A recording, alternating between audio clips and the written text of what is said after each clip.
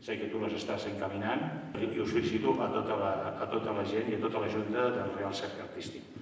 Per una altra part, si veieu que hi ha poca gent, és que la gent ha dit que vindria, però estem el diumenge i això de l'anglès es veu que costa. O sigui, tindrem que fer més classes d'anglès perquè la gent vingui. Però teníem molt d'interès i aquest és el tema. Tenim aquí a Melinda Bates, que li donem Welcome, Melinda Bates, to the Real Cercle Artístic, a Welcome to Barcelona, però Melinda Bates ja coneix Barcelona, perquè Melinda Bates coneix els panellets, el 23 d'abril, de Sant Jordi amb les flors, al Liceo, coneix la Sagrada Família, ha estat inclús al museu que s'ha tancat, que ja l'ha vist, de la Casa de les Punxes. O sigui, ha estat... O sigui, és una persona que... Bueno, i el cava, no ens oblidem, perquè sempre que pot es porta una ampolla de cava. I ha descobert que el cava també, a part del xampan francès, és important a tindre-ho en compte.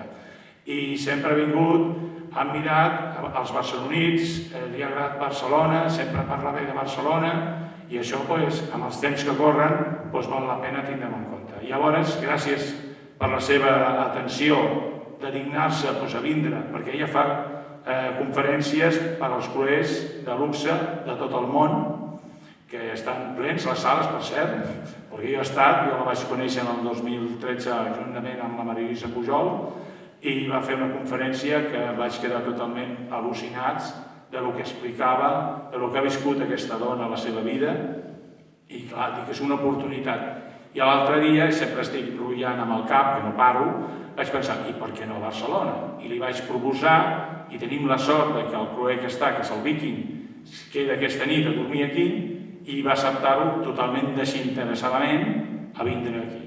I té un llibre, o sigui que el que vulgui li signarà, o sigui tal, i aquesta és la història. I ara res més, i ara passo la paraula a Melinda Bates, que és més interessant que jo. Moltíssimes gràcies. Gracias, Jorge. Gracias a ustedes para venir, para pasar un poquito de tiempo conmigo. Es un honor estar en este edificio tan importante a la vida cultural de su gran ciudad. Es muy especial para mí. Yo tengo bastante español para ocasiones sociales, pero no bastante para compartir mis historias, y por eso hay que hablar en inglés. Ojalá que esté bien con ustedes que yo hablo en inglés. Gracias. Okay, mi historia empieza como muchos de ellos. My stories begin, as stories often do, very special time. So, oops. There we go. I will begin at the end. This is at the end, when President Clinton said to me in the Oval Office on the very last day, Melinda, it has been a hell of a ride, and I am so glad we came along for the whole deal. And I was very glad as well, because it really was the most exciting experience of my life. But it began long before this. It began in 1964. Do you remember 1964? Anybody? You're not old enough to remember 1964. But for me, you're not even old enough. I'm very old. But that's me. That's my motorcycle. You don't think I'm too serious on my motorcycle? So 1964 is where I was on a bright September morning at Georgetown University in Washington, D.C., wandering around the campus, dazed, confused, overwhelmed. Where's my next class? Do I have the right books? Where's the cafeteria? And most important, for a young woman of 18, how will I make friends here? Because my family was from Washington, so I did not live at the university, I did not live in a dormitory, I did not have roommates, I did not know how am I going to make friends. And into my confusion stepped a tall, skinny kid with a lot of curly hair and stuck out his hand and said, "Hi, I'm Bill Clinton, and I'm running for freshman class president." Well, my goodness, I had never heard an accent like that in Washington, and I was very tempted to laugh, But fortunately, I did not laugh. My head said to me, don't laugh at this boy. If you talk to him, you will know somebody. So we had a conversation about school politics. I was not interested in school politics, but I was very interested in making a friend. And when he walked away, I had an experience I have never again had in my life, which is that my head and my heart spoke to me and said, this boy is a very special person. He is going to do something really important with his life. I can't wait to see what that is. So when we were both 18, I knew he was going to be president someday. And if you ever meet Bill Clinton, you will understand that's the impact he has on people when you meet him. So we were friends throughout college. We had this classes together with the same professors at the university. We went to parties, we went to polo games. I took Bill to his very first Judy Collins concert. You are familiar with Judy Collins, the singer, the musician? So he fell in love with her music, and everyone knows that he and Hillary named their daughter Chelsea after one of Judy Collins' most famous songs. Well, after university, Bill went off and did Yale and Rhodes Scholar, and then back to Arkansas. But I stayed in Washington, which is my hometown. I was married, I had 2 children, and I got a job at the National Gallery of Art, like this place, a very prestigious institution in Washington. And this is my first day on the job. I met these 2 people. Do you all know who this is? Charles and Diana, Prince and Princess of Wales. At the time, the 2 most famous people in the world. And they came to inaugurate a special exhibition. There were about 20 of us in a small room. They did not tell us why we were waiting or what. The door opened and the royals walked in, and they walked up to me and began a conversation. Did I think the exhibition would enhance tourism to Britain? Yes, sir, I'm sure it will. Well, how do people know? Oh, sir, we have the guidebooks at the end of the exhibition with the other things that are sold. 5 minutes of conversation with the Prince of Wales. Now, he was exactly what you want in a prince. He was charming. And she was the most beautiful human being I have ever seen. Her hair was not blonde. Her hair was gold.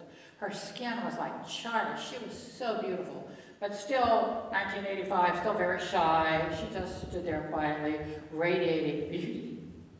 And I thought to myself, this is a special day because throughout their whole visit to Washington, D.C., the press, the media, had been interviewing people who stood behind a fence 3 blocks away, watching the royals with binoculars to see them, asking them, what do you think, what do you think? And I just had a conversation.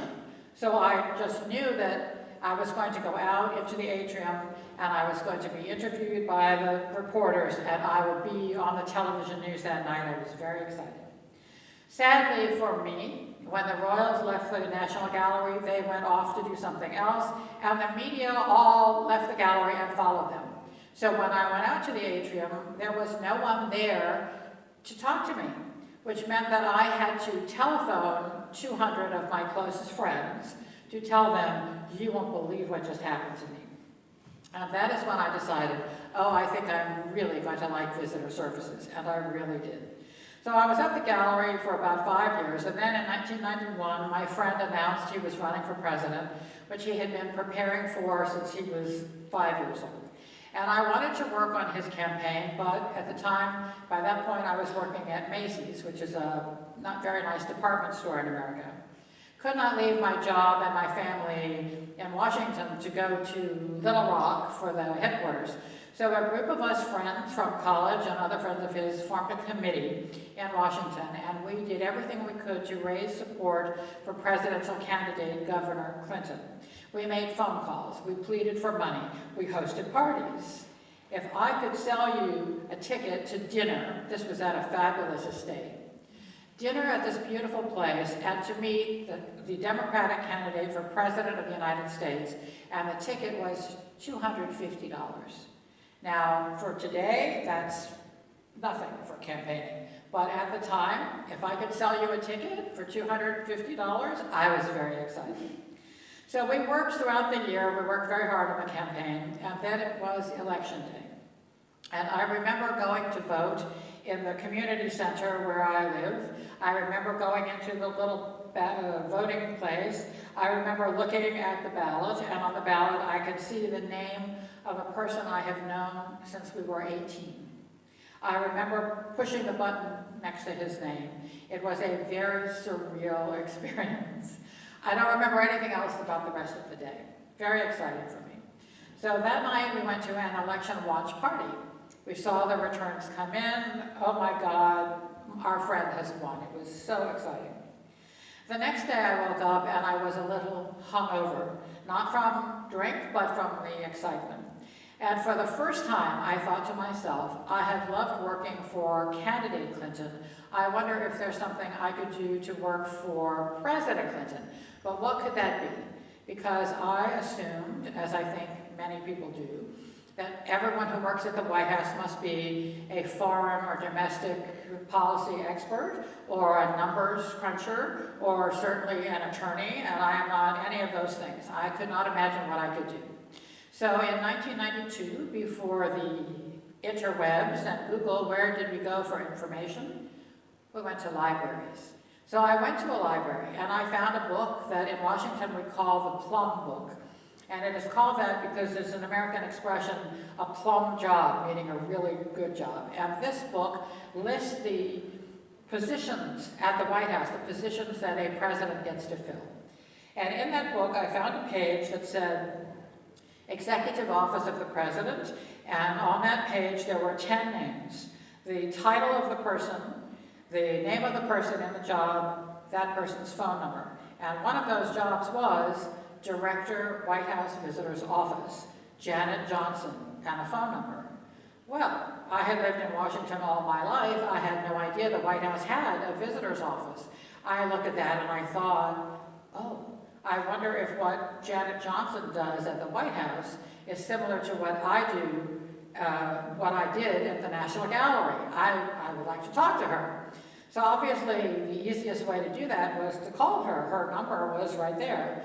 But I am a very tender-hearted person, and I knew that just the night before, the American people had shoved her boss, George Herbert Walker Bush, out of office. He would be leaving the presidency. She would be leaving what I assumed was the most exciting job she had ever had. And it seemed to me that if I called her and asked her about it, that it would be a little bit cruel. So I thought, no, I will photocopy the page, I will take it home, I will think about it. And that's what I did. So the next day I went back to my job at Macy's department store, and where I organized events. And people had left messages on my phone about a ladies' fashion show, a men's event, a children's event, things that we had advertised. And so I listened to my messages, I wrote down names and phone numbers, and I started to return these calls. And you know how this works if you've ever been in an office. You're not paying any particular attention. So I dialed the number, and this is what I heard. White House Visitor's Office. I am returning a call from Janet Johnson. We will see if the director is available. And the next thing I knew, I was speaking to the director of the White House Visitor's Office. Now, she had some questions about a children's event. I answered her questions, and then I said, Ms. Johnson, I used to be an exhibition supervisor at the National Gallery of Art, and I wonder if what I did there is similar to what you do at the White House. Would you mind telling me about it? Oh, sure, she said. So she's giving me all this information, and I'm frantically taking notes. At the end of the conversation, I said to her, thank you so much for your time. I hope under the circumstances, my questions have not upset you or offended you. And she said, no, it's fine. If you come and take my job from me, I won't like it very much, but there's nothing I can do about it. And she laughed, and we hung up. And I sat down because my legs were shaking. And I thought, oh my God, there is a job I'm perfect for. How am I going to get it? Well, I was smart enough to know I needed a resume, so I wrote a resume, first one I've ever written. A friend took it to Little Rock, 20 copies, put it on every important desk. I sat back to wait. I waited through the rest of November. I waited through December. I do not remember that Christmas at all because I'm now entirely focused like a laser on what has become to me my job. This is my job. I'm the person for this job. This is my job. I have claimed this job. Now it's January. Well, we're on someone's list because I received invitations to these inaugural events, but no phone call about my job. Now it's inauguration day. It is very exciting to go to an inauguration. And when it's for someone that you have known for such a long time, it's very emotional and moving. It was very special. And we were invited to all these things, but where's my phone call? This is my job, and they have not called me. Now I'm getting pretty upset. So off we go. I was married then. Off we go to one of the inaugural balls. And I look kind of happy, but if you really look at my eyes, I look like my dog and my best friend have died, because now he's sworn in. Now he's president. Where's my phone call? I'm very upset. The next day, I was at home. The Clintons hosted their very first public event. It was an open house. So people sent in postcards. If your postcard was chosen, you could come to the White House, walk in, shake the hand of the new president, the new vice president, Mrs. Clinton, Mrs. Gore, and then you could walk through the house. And my husband and I were watching this on television, and it did not go well.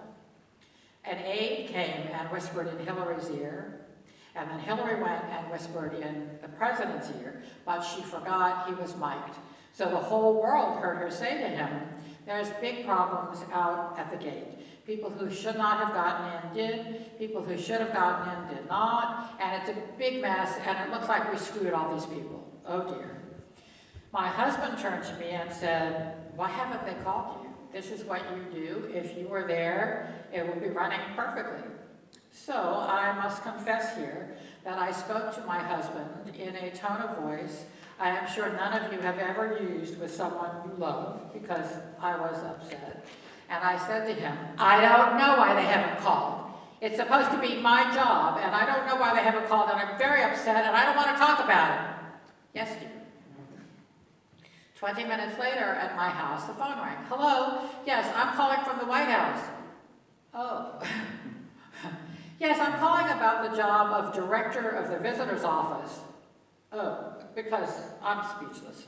And she said, now, have you interviewed for this job? No, I have not. Well, have you spoken to anyone about this job? No, I have not.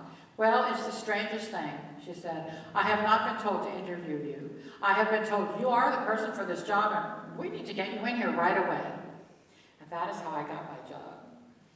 So the universe swung open a door for me, and it was the most incredible experience. Here I am getting ready to go to meet my new bosses, to go to the White House for the first time. I'm so nervous. I put on lipstick and I had to wipe it off because my hand was shaking. And then I got in my car and I thought, oh wait, where is it? Enormous white building in the center of the city, not that hard to find. So I went in and I met my new bosses, and I already knew more about the visitor's office than they did. And this is what the White House looks like often in winter. I took this photo in 2010, lots of snow that winter. And then they said, well, it's time for you to go over and see your new office. So this is the Rose Garden. The Oval Office is behind the columns there. And we walked along the colonnade, we walked through the house itself, we walked into the East Wing. There's a matching garden on the east side, the Jacqueline Kennedy Garden. We walked into the visitor's office, and I was ushered into the office of Miss Janet Johnson. We sat down. I promise you, I would never have said anything about that phone call because it was just too strange. But she said, when we sat down, first thing she said, have you come here from working at Macy's? Oh, yes, I have. Do you remember a phone call from 2 months ago? Yes, she said. When we finished talking, I turned to the person next to me and said, I have just spoken to my replacement. So the universe spoke to her as well. So now I'm getting started at my new job. This my then husband and my younger son, and we're moving things. And I had a beautiful office in the East Wing of the White House on the ground floor, with a window that looked out on the north lawn. So even though I worked very long hours, I could see The trees, the lawn, the beautiful flowers, the birds, the squirrels. It was really very, very nice. I did not know Hillary Clinton before the White House. I only knew about Hillary what I had seen in the news. And frankly, she sounded scary. She sounded tough and maybe difficult. I did not know what to expect. I had known Bill for years and years, but when he would come to Washington for a governor's meeting or something like that, they made an arrangement that if one of them was traveling, the other parent would stay home with their daughter. So he would come to Washington and she would be in Little Rock. So I did not know Hillary. And I was nervous. This is Hillary in my office, but I was called to meet her in her office and I went. And to my delight and amazement, I discovered a woman who was nothing like what I expected. Yes, she is tough and brilliant, probably even smarter than Bill, and he was the smartest person I had ever met. But you know what? If you want to do big things, if you want to help change people's lives, you better be tough, because it is not easy. She is very loyal and very funny and very kind and thoughtful. Both of my parents died during my White House years, and I will never forget her kindness to me. I am a better person because I have had Hillary as a friend in my life. I just adore her. There are many nice things about having these jobs. I will tell you that if I were still an important person, it would be inappropriate for me to say this, but because I am no longer an important person, I feel free to tell you, it's a lot of fun to be important. It's really a lot of fun. So I have these beautiful business cards with the gold seal of the president and my name and just the White House. Very elegant. It was really fun to be able to hand those out. People really pay attention when that's your business card. Now, in March of that first year, 1993, I was called from the Oval Office. Melinda, will you be still at work at about 9 o'clock tonight? Oh, for sure I will be. Why? The president has invited Judy Collins to come and spend the night in the Lincoln bedroom. Now, it's 1993. He's remembering that in 1964, I took him to his first Judy Collins concert and said, please get Melinda to welcome Judy to the White House, take her up to the residence and help get her settled in the Lincoln bedroom. That was very exciting to me. It was my first time in the residence, which is the very private living space of the first family. No tourists, no business, just the family quarters. So I got Judy settled in the Lincoln bedroom, and we were walking through the large cross hall, which is the living room for the first family. She saw the piano, she sat down and began to play and sing. I woke up, it was a Chelsea morning, and that was a very special moment. Anyone love cats? Anyone here like cats? Socks was the best cat I have ever known. You could pick him up and hand him to a stranger, and he was just mellow and sweet, and he never scratched anyone or hissed at anyone. He was especially sensitive to sick children. If we had children in wheelchairs, sometimes we had children on gurneys. Very sick children come through for tours, and he would just hop up and sit on their laps and be sweet to them. He was a wonderful, wonderful cat. There is an enormous event every year at the White House on the day after Easter. I don't know if you've ever seen the stories about this. It's the White House Easter egg roll, and when I was there, it was an event for 30,000 people. So, 30,000 personas, a lot of people. So I'm the first person in history to arrange 8 of these. And while there are many things I loved about the White House, and would have loved to do again if Hillary had won, I don't miss this at all. Very hard to do. But the Clintons loved it, and they came every year, and they welcomed people. Gosh, they look so young there. We were all a lot younger then. Now, as much fun as it is to do something with the president or the first lady in the White House itself, it is also a lot of fun to go off campus, as we would say, to do something. So here we are, I'm with the president at a Georgetown basketball game, and I'm telling him a joke. And it's a lot of fun to be in the motorcade doing 60 miles an hour down Pennsylvania Avenue between the White House and Capitol Hill or wherever the president is going. The side streets are blocked, the police are there, people are standing and looking and waving, and you know they're waving at the president, of course, but you know they're also saying to themselves, wow, who else gets to be in that motorcade? That looks like it must be a lot of fun, and it really is. It really, really is. Go Boys. So, during the campaign, candidate Clinton had promised those of us from Georgetown that our reunion, which was due that year, would be held at his house if he won. And since he won, we had our college reunion at the White House, which was a very special thing. I had been honored by my classmates. They told me I should be seated next to the president, which was a very big deal. The tables all are set beautifully, and there is a little program on top of each place. It's got heavy paper, the gold seal of the president, and the program for the evening. And the tradition is that you pick up your program and sign your name, that's my name at the top, and then you pass your program around. Every person at the table signs every program. So that's my name at the top, and that's Bill sort of in the middle there. He has terrible handwriting. A great honor. So after dinner, the president got up to go and greet other guests, and I looked over at his place setting, and I saw the place card. And I thought to myself, it's not as if he's going to need it. So I picked it up and put it in my pocket, and it made a very nice souvenir.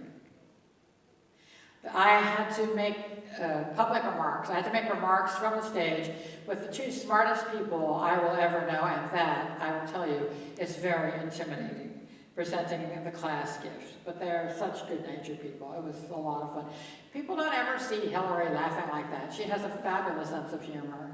She's such a great person. We did events outside on the lawn, and I love to do events outside because I spent endless hours at my desk doing all of the important work that a director has to do. I had 7 staff members, I had volunteers, I had interns, and we could never have done all the work we needed to do without all of them working as hard as possible. This is an event that takes place in the middle of the summer. There are 2 events every year for members of Congress. And this, well, we're going to get to that in a moment. This is July 4th, our Independence Day. Watching the fireworks from the lawn of the White House is a very exciting experience. And we allow the staff to come with their family and their friends to sit on the lawn, have an ice cream, listen to the Marine Band play, and then watch the fireworks go off from the Washington Monument. It's very special. This is a congressional event, a congressional picnic. The White House has an office of calligraphers, and they are artists as well as doing beautiful lettering. So this is a little watercolor that one of the calligraphers did. Very beautiful. And I'm sure some of you remember this iconic photograph, this moment when everyone was so hopeful for peace. 1993, September. The event was decided on a Friday, would take place on Monday. That's not a lot of time to organize an event at the White House. So, unfortunately, over at the State Department, where they were responsible for producing the program, whoever was responsible for editing the program didn't pay attention and misspelled Israel in all the programs, which was really embarrassing. So that morning, I was stationed at the East Gate with Hanan Ashwari from the Palestinian Authority. And the Secret Service, and I said to her, look, we don't know any of the people in your delegation. It is your responsibility to identify this person, that person, members of the delegation. She said, certainly I will do that. So people are coming, and she's coming in, and they're coming in. And now people are coming, and I'm looking, and they're like random people. So I said to her, really, these people are part of your delegation? Oh no, I've never seen them before in my life. Thank you so much for helping us maintain security. So, a crowd is starting to form, it's getting a little rowdy, and I said to one of the Secret Service officers, I was joking, sort of, but I said, I'm glad you are armed, right? Because it's getting a little crazy out here. And he was not joking at all when he said, I am armed, and I'm about to shut this gate down because we will not have a riot on my watch. So we closed the gate, and I went to sit with the audience. Everything was happening on the South Lawn. Thank goodness everyone was paying attention to this scene in the middle of the South Lawn. because my attention wandered, and I looked back at the White House itself, where I saw, to my horror, a rat the size of a house cat walk across in front of the South Door. So no matter how carefully you plan, even at the White House, stuff happens. The White House has a birthday, October 13th. It is the anniversary of the laying of the cornerstone when they started to build the house. Now, the year before the Clintons arrived in the White House had been the 200th anniversary. So President and Mrs. Bush had symposia, academics, a big dinner. It was a big 200 years. For America, 200 years is a long time. So now we're at 201, and we're not going to do anything like that, but still, it's nice to celebrate a birthday. So I arranged for cake. And all of this that you see, all of that is icing. Every year, he made for us a different view of the White House in icing. And then we also had sheet cakes, which we cut up, and we could serve to the tourists when they came out the north door at the end of their trips. People really loved that. It was a lot of fun. Hillary's birthday is at the end of October, so in America, that's Halloween. I think you also are now celebrating Halloween more in Europe. But for us, it was always a costume party of one kind or another.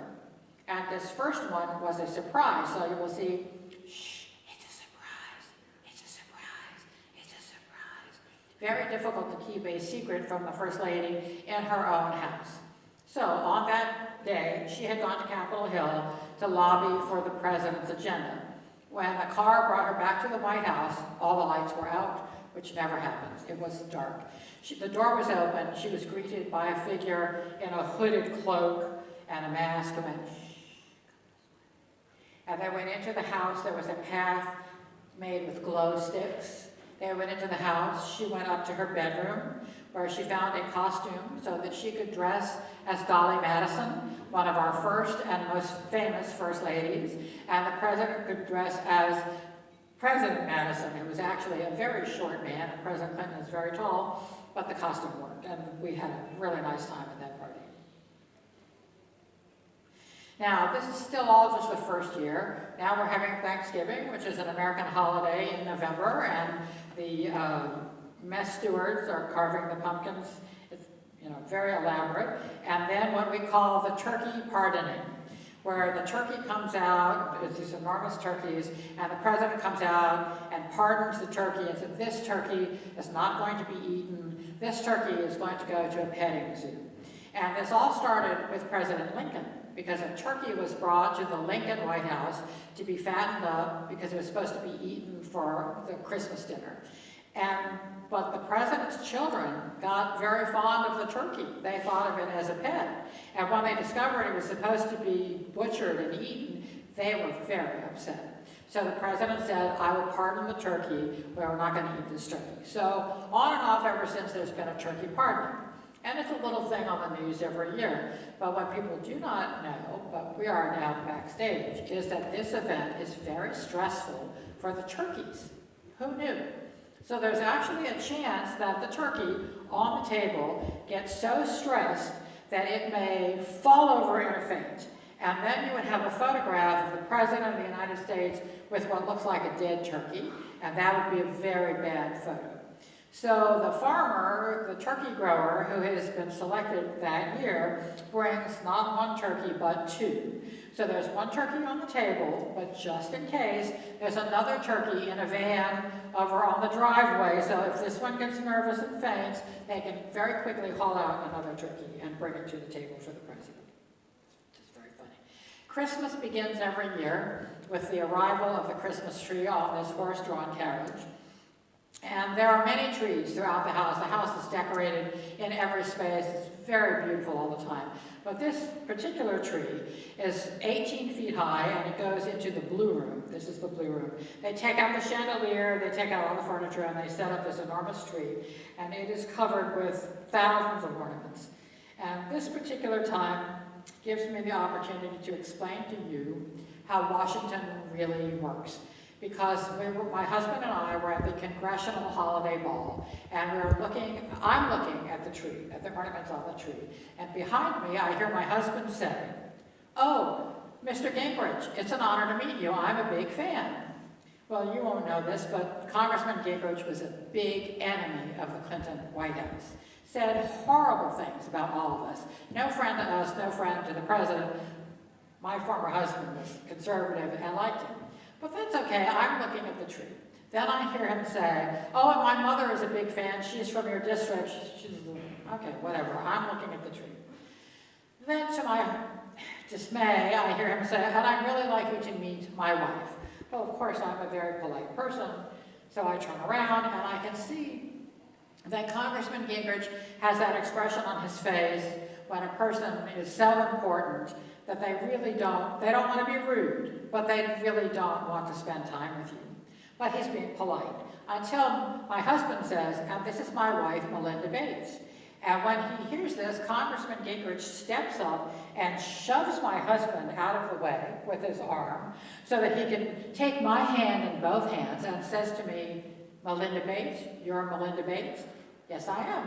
He said, oh, I'm so happy to meet you. Your office has been wonderful to us. I never knew if we would get any more tours for my constituents with the change in administration. And your staff is professional and gracious. They are a pleasure to work with. We're so grateful for all the things that you do for us. A very smart man. Sooner or later, every celebrity will come to the White House. I really enjoyed Will Smith. I used to tell people to pose in front of the portrait of President Kennedy and fold their arms just so and look down. That portrait was painted after President Kennedy was assassinated, painted from photographs, but Will Smith was a lot of fun. And Robin Williams. I spent an entire day with Robin Williams, and he was exactly like what we all saw on television and in the movies. His brain was like this. He never stopped thinking, going, moving, whatever. It must have been exhausting to be Robin Williams. But here we are in the Cross Hall, and there's John Belushi, who was in the White House as someone else's guest for some other reason, and we ran into each other in the hallway. So that was just another interesting White House moment. Now, I don't know if you have Sesame Street in Spain. Do you have Sesame Street? Oh, excellent. So you know Big Bird? And you know Mr. Snuffleupagus, as I said, sooner or later. And just even right now, the Republicans are making some, oh, I know what it was. Sesame Street had Big Bird saying that he got a vaccine. And so the Republicans are saying that they are indoctrinating little children with political views. So it's Big Bird. Give us a break. Very silly. Anyone remember Roger Moore as James Bond? Such a lovely, elegant man. When he came to the White House, he was working as an ambassador for UNICEF. Very nice man. And Larry Hagman. Who remembers Larry Hagman? Anybody? Did you see, was Dallas here? Oh, you saw Dallas, okay. So I can tell a story about Larry Hagman, but it's, I have to say it very carefully. I was giving Larry Hagman and Sharon Stone a tour of the White House. And we were in the East Room, and we were looking at the portrait of President Washington. I was explaining it to Larry. Sharon was off looking at something else. And I finished what I was saying. I try always to have something nice to say to people. I like people to feel better after I've been with them than they felt when we started. It's just my mission in life. So, but it has to be sincere. So I glanced over and I said, Larry, I like the colors in your tie, but I cannot make out the pattern. What is that pattern? And he said to me, it's ducks in an inappropriate, intimate physical activity. But he used one word, and it was a very bad word. And I said, what? And he again said, it's ducks ducking. Ducks ducking. And I leaned in and I said, oh my God, I did not know that Donald and Daisy could do that. And I thought to myself, what kind of person wears a tie like that to the White House and then says something like that to a woman he does not know? But I will tell you that celebrities are different from you and me. So we made our way over to the West Wing. We made our way over to the Oval Office because the president wanted to see them and say hello. They had a little visit. At the end of the visit, I said, Mr. President, whatever you do, don't look too closely at Larry's tie, knowing that, of course, he would. So he glanced over, he did what I did, he glanced at it and he said, oh, that's one of those Disney ties. I have lots of those, but my advisors never let me wear them. Then he looked more closely and said, wait, that's different. That's Disney meets the Kama Sutra. Did not know ducks could do that. This is, you probably don't know anything about NASCAR, but it's track racing, automobile racing on a track. And I was not a fan and wasn't going to, they wanted a private tour and I was not going to do it. By the time this happened, I was divorced and I had a boyfriend, and I mentioned that they wanted a private tour and I was just too busy. And my boyfriend said, have you lost your mind? It's the biggest sport in America. I had no idea. So I made time for these stars of NASCAR, and they were very lovely, and they appreciated the tour. Now, I'm sure you know who these are, Tony Bennett and Jose Feliciano. I've been telling you how exciting my life was. Much of it was very glamorous. It's a lot of fun to be important. The universe opened a door for me in a miraculous way. All of this is true. But perhaps in your life you have also had experiences which show you that the universe may have a sense of humor. So here we are at Christmas, and I am wearing my favorite red silk suit.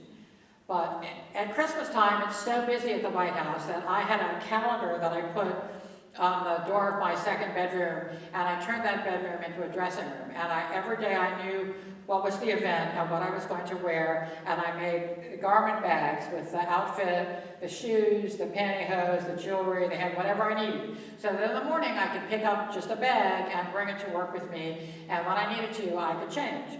So that day I was wearing a pantsuit, but for the event I wanted to put on my red silk suit. So I pulled everything out of the bag and I had a brand new package of pantyhose. You may not even remember pantyhose. Who wears pantyhose anymore? But I had to wear pantyhose because I was going to wear the suit. And to my horror, I saw that the package was too small. And it was not just a little too small, it was a lot too small. But I had to put the pantyhose on. So now I am tugging and pulling and tugging.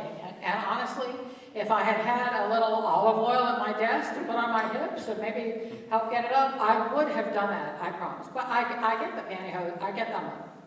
And I've got the suit on. So they're up. They don't want to stay there. So now I am walking through the White House with Tony Bennett and Jose Feliciano. We are walking east to west.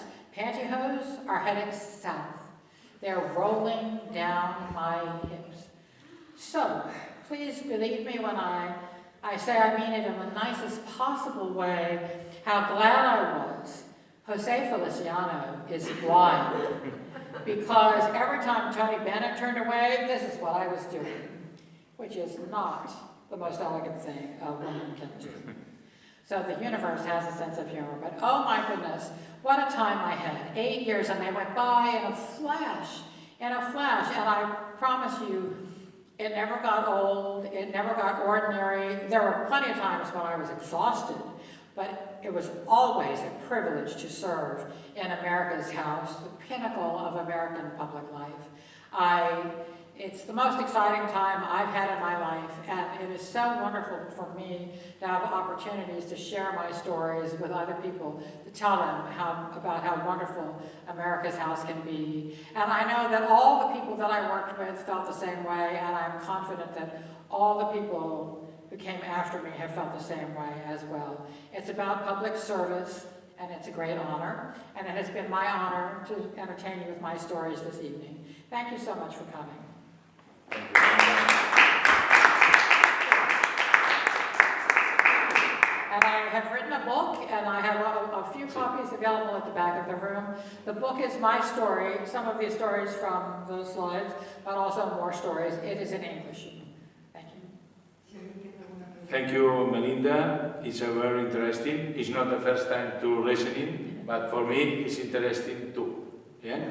And alguna persona que vulgui li signarà el llibre del White House i bueno, estic encantat que hagi vingut Melinda aquí. Crec que heu descobert algunes coses interessants de l'interior del White House que ella sap perquè l'ha viscut I és una altra perspectiva de lo que és el poder de Nord-Amèrica en el lloc més important del seu país, que és la Casa Blanca.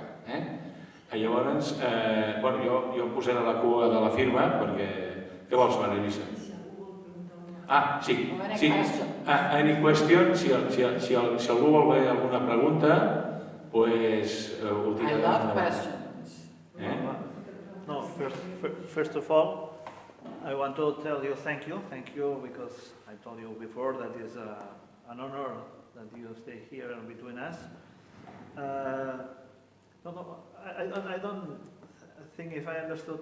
You meet Bill in George Washington University? Georgetown. Georgetown. Right. Where we're both 18. Yes. I knew he would be president. I knew it, that when I met him. It's amazing. Nice. Question? One question, please. Did you have many photographers in your office working for you? No photographers working for me, but photographers in the White House taking pictures whenever the president is interacting with people or doing something, and then they would send me the photos. Also, sometimes I would carry a camera. It was before phones. And so I have candid photos and official photos. The photos from the White House are taken by a photographer who is paid for by the government. So those photographs belong to everybody, all of us Americans.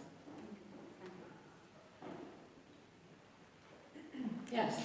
I really enjoyed your stories. And when you say you feel important, what is the thing that made you feel most important to being in the White House? I can't hear you. I'm sorry. Levántate, que no te oye, no pasa nada. What a pretty face. Thank you. What made you feel most important in that time when you were working there? What made me feel the most important?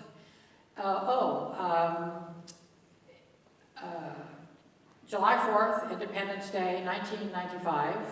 And I actually think I can show you, I might be able to show you a photograph. So we have all these people gathered on the lawn, and I'm waiting for the president to come and make remarks. He's up in the residence. I'm looking at my watch, time is moving, where's the president? Bill Clinton, he's always late for everything. So I go over to the usher's office and I call, Mr. President, are you coming soon? Because the fireworks will start, but everyone wants to hear you speak at first. Oh, I'm coming. You sound very distracted. I go back, I'm pacing back. Ding! I hear the elevator come to the state floor. Great, he's here. He comes running into the room, and he's dressed casually because it's a casual event.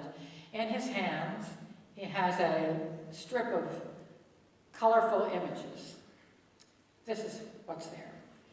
And I don't care, I just want to go out and make, no, Melinda, you have to see this, Okay, I'm looking at this, I'm thinking, what is this? Oh, it didn't show up, I'm sorry. It's a long strip of paper with what looks like a desert. I don't know what it is. And then he says, these are the first photographs from Mars.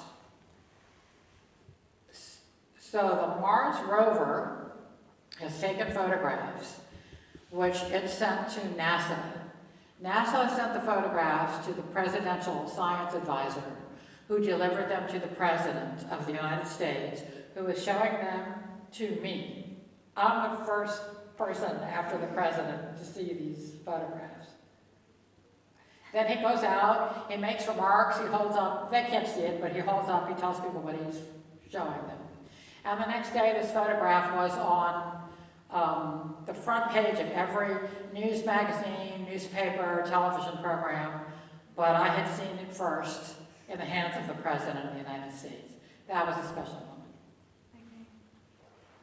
You visit Air Force One, you know? Yes, I flew on Air Force One several times. That was a lot of fun. It's a very swell plane, but they're old now. These planes were built for President Reagan. They're so old they cannot buy the replacement parts for them anymore, and they cannot install the new communications equipment, the new security equipment, so they're actually building 2 new planes going to be very, very expensive, but very necessary. When that plane flies in and lands someplace, that is the United States of America arriving to Spain or France or Italy or Mongolia or wherever. So it's very important that they build the new ones, but very expensive. Anything else? ¿Hay alguna pregunta más? ¿Alguna pregunta más? Bueno, pues... Where are you born, Melinda? Where are you born in US? I was born in Washington, D.C. In Washington. My father was a journalist. And how is that you went to Georgetown, to the university? You know, it's the only university I applied to. I went to preparatory school, also in Georgetown. And you know, you are supposed to apply to many universities, only applied Georgetown. My parents were not happy. The nuns at my prep school were not happy. What if you don't get in? What if you don't? I said, no, I know I'm going to get in. So that's twice in my life I had this feeling that I know I'm supposed to do this. And it was wonderful. It was a wonderful experience. I am the product of an excellent Catholic education. The nuns, then the nuns in grade school, the nuns in prep school, the Jesuits at Georgetown. I'm very grateful for my education. Sí, quan vam estar als Estats Units, que ens va convidar la Melinda, vam anar a Georgetown i vam anar a la llibreria del Congrés. I els va presentar i la van rebre fantàstic, perquè lògicament el coneixien, i realment és una experiència molt interessant a tindre. És una de les grans universitats, ja sé que hi ha Harvard i altres, però les universitats més importants dels Estats Units, i realment és interessant. Una cosa, ara farem dels llibres, després parlarem, portarem els 3 o 4 llibres i que tothom tingui un llibre, ¿vale? Ja, això ja ho farem nosaltres. And one thing more only, the last one, because he told before that you love cava, and it's going to be a pleasure for us to invite you a copa de cava. Sí, Si voleu. one cup of the cava about this Circle restaurant. Is a very good restaurant, and invited for you a copa de cava. No problem, stay here. Okay. Okay. Lovely, thank you. María Luisa, tráeme los libros, sisplau. Ja l'encarregaré. Us moveu? Un moment, Pues un aplaudiment, no?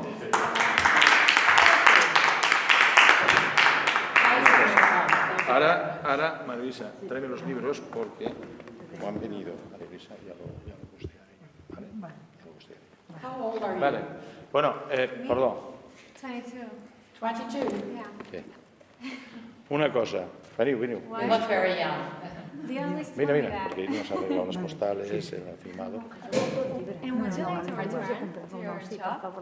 Sorry? Vale, Would you like to segur? return? Perquè... Oh, Tenim... And now this is the golden book that I'm going to show you. And for us it will be a pleasure if you can sing to here. Falta un altre llibre, Bueno, sí.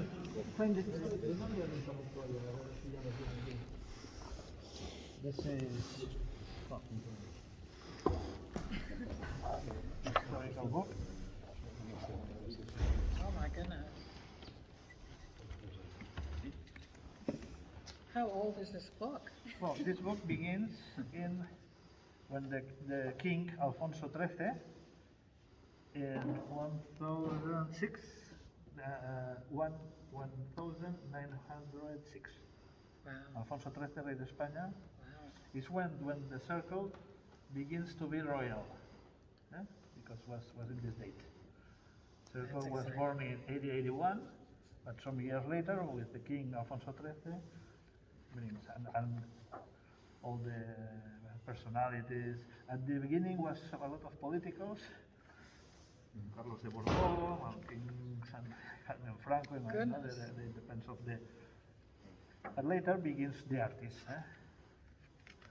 And here, from this page, all these people that are signing here, musicians, painters, people from Francisco Costa was a violinist, and full of people like Picasso, Visconde Güell, the people who makes the Sagrada Familia, for example, is the one of the greatest families here in Barcelona. I have to start. Yeah. Oh my goodness. progenitors, well, Progenitors. all are amazing people from the history of this city. Let me show you. Circo Americano.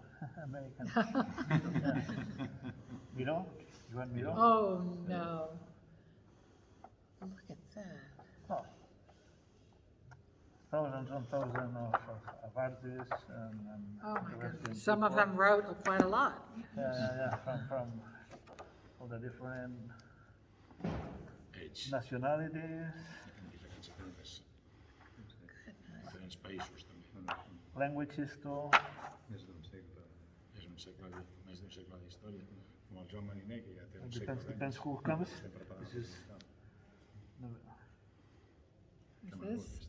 about full Africa, America. Well, this is Arabian, different languages. For example, now in January, here is going to be the director of the Metropolitan Opera from New York. Oh, how exciting. Here with us in This is the place emblematic of Barcelona.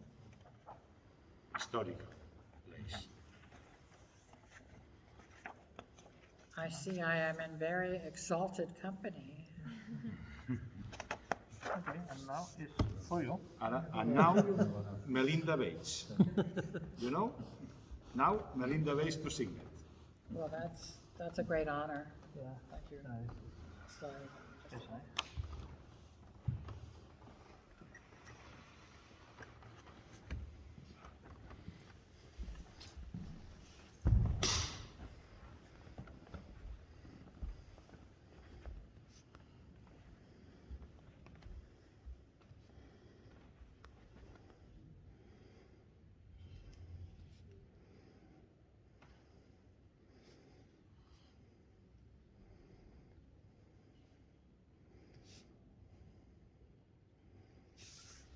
Thank you for the opportunity to be in such extraordinary company.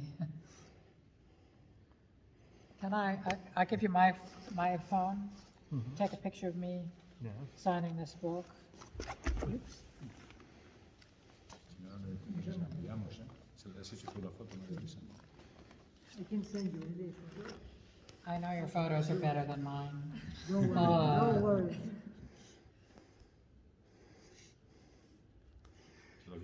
Si lo quiere llevar el móvil, porque si lo puede enseñar. Claro.